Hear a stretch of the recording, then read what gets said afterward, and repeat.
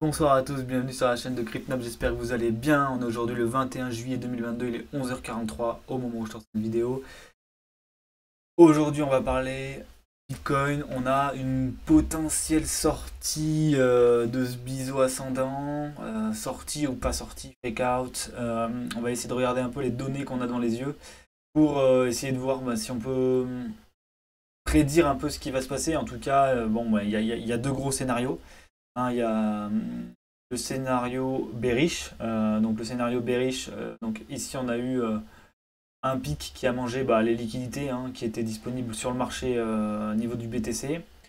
On fait un deuxième retour et on s'enfonce. Ça c'est plus que bearish parce que ça serait M qui liquide tous les shorts, liquidation, réintégration du pattern. Donc potentiellement ça c'est ici. Voilà, ça c'est le scénario bearish. On va prendre un petit vert. Ouais, vert, allez, vert. Pourquoi pas. Hop, et le scénario plutôt bullish, ça serait quelque chose comme ça. Donc une consolidation avec une formation de W. On a une espèce de pattern de continuation qui nous ramènerait ici. Donc pourquoi tel ou tel scénario? Par contre, scénario bearish, on va le laisser en rouge. Euh, voilà, il y a deux cas possibles. Donc la baisse a été un peu engendrée par la news. Disons que ça arrive en même temps. Donc on peut pas dire que c'est pas ça qui l'a engendré, mais là la news autour d'Elon Musk qui a vendu, etc. Oubliez pas qu'il a vendu en Q2, donc il a vendu en Q2, donc au plus tard il a vendu en juin. Ça m'étonnerait qu'il ait vendu à 20 000. Donc il a vendu en fait entre les 40K et les 30K quoi. Voilà, où c'est qu'il a vendu, sachant qu'il avait une moyenne par ici, il me semble. En gros, il a vendu en bénéfice 75%. Et vous allez voir qu'en Q3 ou en Q4, on va apprendre, ah bah tiens, il a acheté en bottom. Ah bah, tiens, voilà, bottom ou pas bottom d'ailleurs. Là, c'est vrai que plusieurs fois que que je parle de bottom, on a potentiellement pas un bottom du tout ici. Il faut se rendre compte que en termes de cyclicité, on a deux gros scénarios, c'est-à-dire le premier scénario c'est un rebond pour l'été, donc un rallye d'été classique comme on a depuis quelques années, donc voilà un rebond par ici ou même au 32 000, avec un retour en septembre dans ces eaux-là. Le deuxième scénario c'est on rattaque plus bas et on va aux 12 000 qu'on a un petit peu oublié depuis un moment, par exemple, vers les 12K, pourquoi pas possible. Dans ce cas-là, j'espère que vous serez déchargé si on a eu là-haut. Est-ce qu'on aura vraiment un retour là-haut? Voilà, c'est des questions. Pour des gens qui font du court terme, il faut se les poser. Pour des gens qui font du long terme, vous n'en avez rien à taper. Si vous êtes là dans 10 ans, continuez à faire votre DCA mensuel ou weekly ou comme vous l'avez prévu. Ça ne changera pas grand-chose. La compréhension court terme du marché, quoi. Voilà, deux possibilités. Continuité, réintégration. Pour l'instant, on n'a pas la réponse, puisqu'en 4 heures, on n'a pas forcément. On a divergé sur la fin, mais qui dit divergence dit consolidation. Donc, on va attendre, c'est en 1 heure, pardon. En 4 heures, bon, il n'y a pas vraiment de signe de faiblesse pour l'instant. Est-ce qu'on va se retourner direct ou est-ce qu'on va monter de manière fébrile? En 4 heures, il n'y a rien. Et en daily, je crois qu'il n'y a rien non plus. Voilà, en daily, il n'y a pas de divergence non plus. Donc, en soi, ça pourrait simplement être un pullback sur le W ici. Donc voilà, un pullback dans ces eaux-là et un redépart. Donc c'est tout à fait possible d'avoir un pullback pour valider un W. Ça se fait très très couramment. Sachant que ce pullback, on va le mettre en jaune pour dire que c'est un pullback.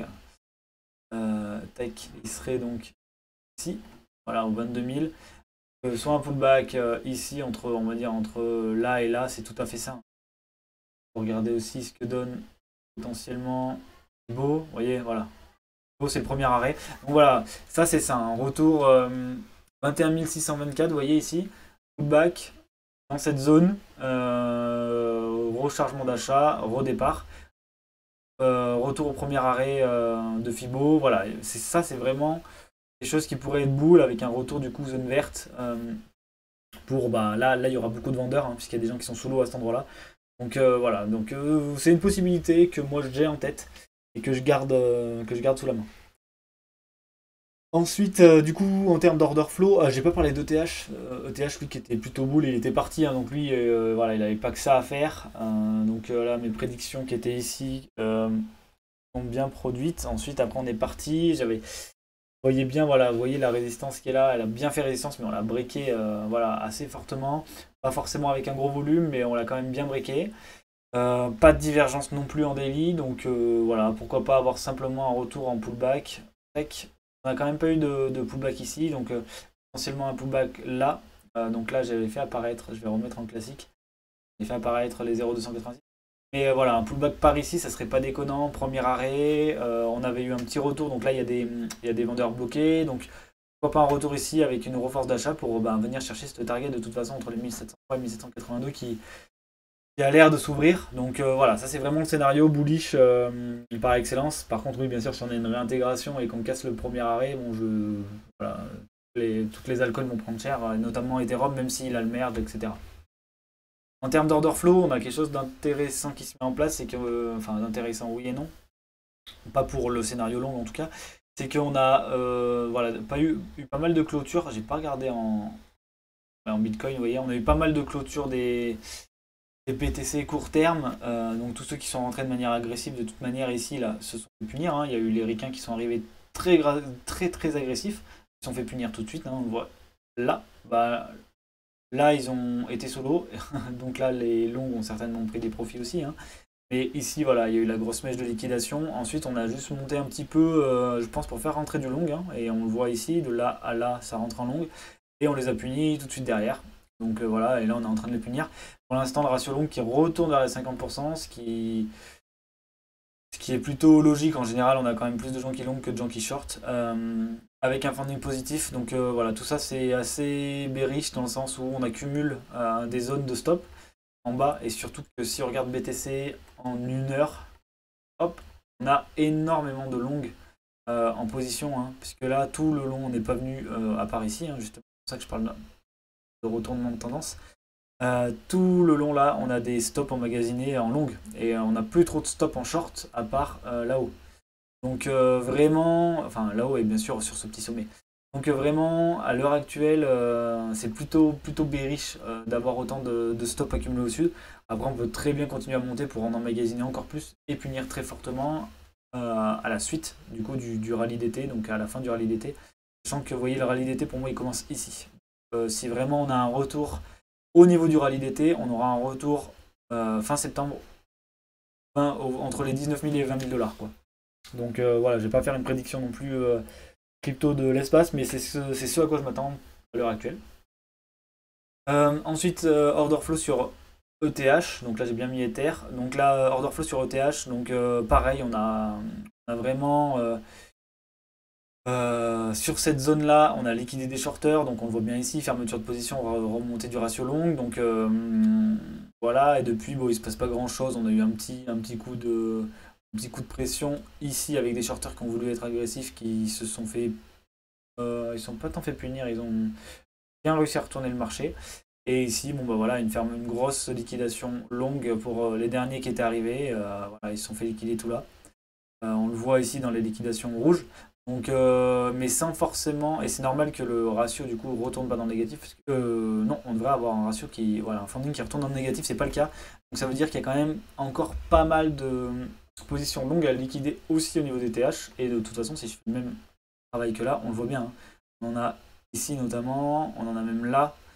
Voilà, il y a quand même pas mal de scénarios qui disent qu'un petit pullback ferait pas de mal. Et assis à ça, on rajoute les altcoins. C'est-à-dire les altcoins, bon, quand ils étaient ici, je vous ai dit, ouais, on est déjà en ratio positif sur les alts, donc ça risque de bientôt punir, sachant que sur les altcoins, on a quand même un open interest qui a pas mal monté depuis le 13 juillet. Vous voyez, il est monté. C'est que monté avec un ratio long qui monte, donc ça veut dire qu'il y avait quand même, il y a pas mal de longues qui sont en train de rentrer en position. Et là, on est en train, vous voyez, là, en termes de liquidation, on est en train de liquider pas mal au niveau des longues. C'est pour ça que le funding est retourné dans le positif. Voilà, là, tout de suite, c'est déjà en train de reprendre. La hausse est déjà en train de reprendre avec un funding qui est déjà en train de reprendre. Donc, à mon avis, on va avoir une petite attaque baissière Bitcoin, au moins pour très court terme, pour retourner premier arrêt. Premier arrêt qui est dans ces eaux-là. Pourquoi simplement pour liquider un peu les longues agressives sur Ether ou sur les autres altcoins et pour après potentiellement avoir une montée un peu plus légère et donc liquider du shorter. Et comme je vous dis, les liquidations short, allez, les prochaines, elles sont ici, au 28 000, qui correspond un peu avec les gens qui sont bloqués. Donc si vraiment on a une percée un peu agressive, on ira certainement chercher la target. Je vais pas coin, hop, des 28 238 $. Donc hein, je le souhaite, hein, parce que ça veut dire que les altcoins auront pump, etc. Ça ouvrira plusieurs opportunités, notamment exit, certains alts où vous êtes peut-être sous l'eau.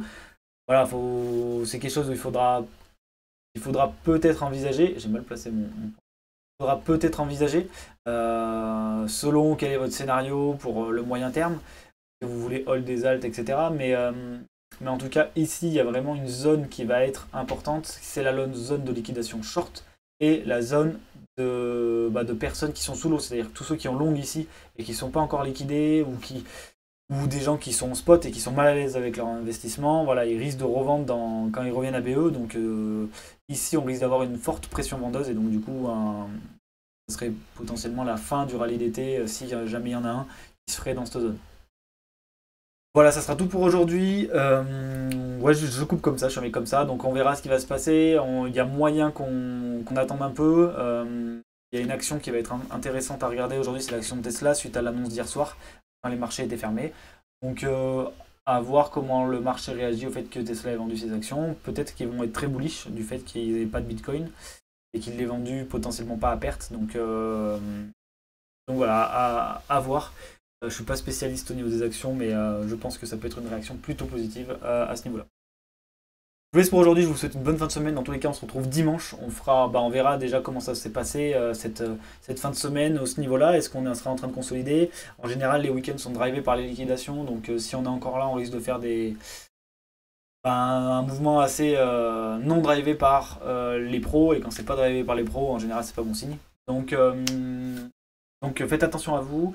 Si vous êtes en train de faire du DCA, profitez-en, mettez-vous juste un palier haut à ne pas dépasser. Par exemple, je sais pas, 25 000, au-dessus de 25 000, vous achetez plus. Donc pensez-y de vous limiter. Vous n'êtes pas obligé de vous limiter, mais voilà, dans la logique, c'est bien de s'instaurer une limite haute lorsqu'on fait du DCA, que ce soit sur Bitcoin, sur Ethereum, sur ce que vous voulez. Voilà, pensez-y. On se retrouve donc dimanche. Passez une bonne fin de semaine. Allez, à plus, ciao.